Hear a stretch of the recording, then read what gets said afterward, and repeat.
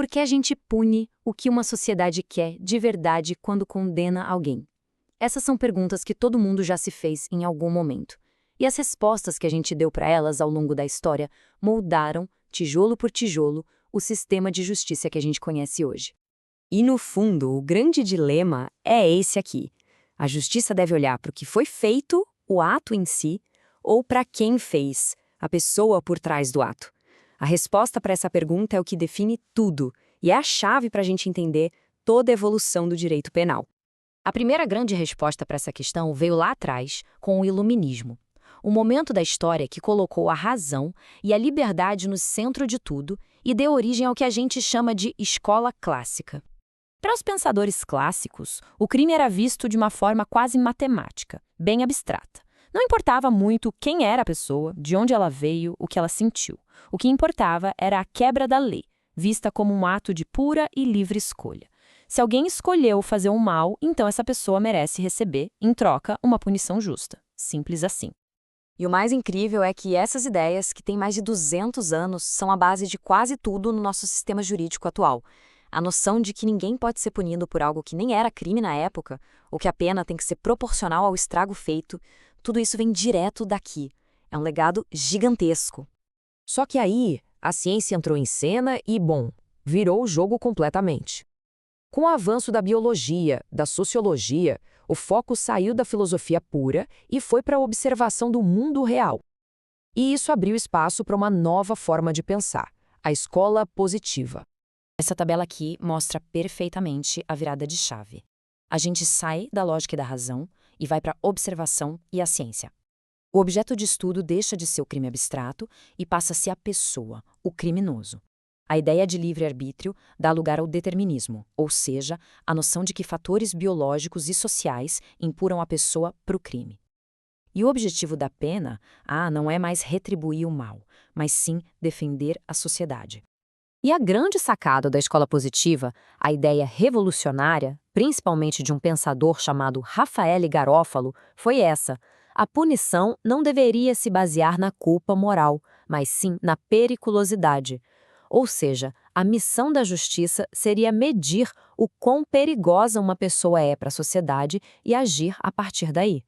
Claro, a gente está falando aqui de duas visões bem extremas, né? Uma focada só no ato, a outra só na pessoa. A história do direito, a partir desse ponto, é basicamente uma longa busca por uma forma de combinar o melhor desses dois mundos num sistema que funcione na vida real. A resolução foi bem clara. Primeiro, vieram as tentativas de simplesmente misturar as duas escolas. Depois, uma grande inovação: enxergar a culpabilidade não como algo da cabeça da pessoa, mas como um juízo de valor da sociedade, uma reprovação. E, finalmente, a grande revolução que deu a estrutura que a gente usa hoje para analisar qualquer crime.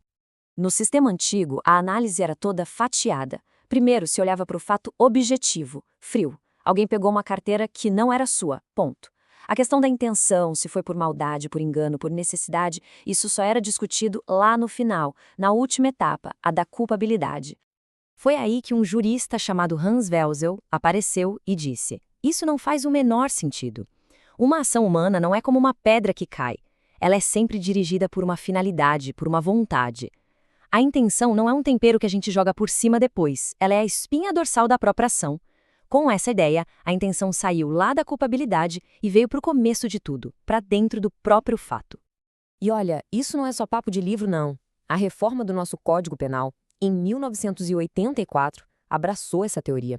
É exatamente por isso que hoje, quando se analisa um crime, a primeira coisa a se perguntar é se a conduta foi dolosa ou culposa. Ou seja, qual era a intenção ali, a finalidade da ação. Ok, passamos pela história, mas e hoje? No mundo em que a gente vive, para que serve o direito penal? O debate agora é menos sobre filosofia abstrata e mais sobre a função prática da lei na nossa sociedade. E aqui a gente tem os dois gigantes do pensamento moderno. De um lado, Klaus Hoxing, que diz que o direito penal serve para proteger coisas essenciais para a gente viver em sociedade, como a vida, a propriedade. A ideia-chave dele, a imputação objetiva, é mais do que só perguntar quem causou, é perguntar se a ação cria um risco que a lei proíbe. Do outro lado, Gunther Jacobs. Para ele, o direito penal serve para reforçar a confiança de que as regras do jogo estão valendo. O crime, na visão dele, É como se fosse uma mensagem de que a norma não vale nada. E a pena é a resposta do Estado dizendo, vale sim. É daqui que vem a polêmica teoria do direito penal do inimigo, que defende um tratamento diferente, mais duro, para quem ataca as fundações do sistema. Em paralelo a tudo isso, surge uma ideia fundamental: o garantismo. A lógica é bem direta. O poder que o Estado tem de punir é gigante e perigoso. Por isso, o direito precisa funcionar como um escudo, cheio de regras e limites bem rígidos para proteger cada pessoa contra qualquer tipo de abuso. Só que aí vem a contrapartida. E quando o Estado não faz o suficiente? É essa questão que a proibição da proteção deficiente levanta. A ideia aqui é que o Estado também tem o dever de agir. Deixar um grupo de pessoas vulnerável, sem proteção da lei, também é uma falha grave, uma inconstitucionalidade por omissão.